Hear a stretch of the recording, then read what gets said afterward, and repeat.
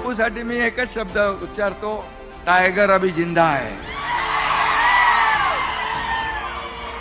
बाबासाहेबांनी सर्वोत्कृष्ट घटना आपल्या देशाची लिहिली आणि त्याचा आदर्श घेऊन आज केंद्र सरकार काम करतंय, मोदीजी काम करतायत, इथं आपलं महायुतीचं सरकार काम करतंय. बाबासाहेबांच्या आदर्शावर आपण चालतोय. सर्वसामान्य माणूस पीडित हा मुख्य प्रवाहामध्ये आला पाहिजे, त्याला न्याय मिळाला पाहिजे, त्याचं जीवन बदललं पाहिजे, त्याच्या आयुष्यामध्ये चांगले सोन्याचे दिवस आले पाहिजे. हे काम आपण करतोय. बाळासाहेबांच्या विचारांची शिवसेना पुढे नेण्याचं काम आज बाबासाहेबांचं स्मरण करतोय आपण. आज 14 पुढे येते, त्याचं औचित्य साधून आपण या स्मारकाचं आज भव्य दिव्य असं लोकार्पण केलंय.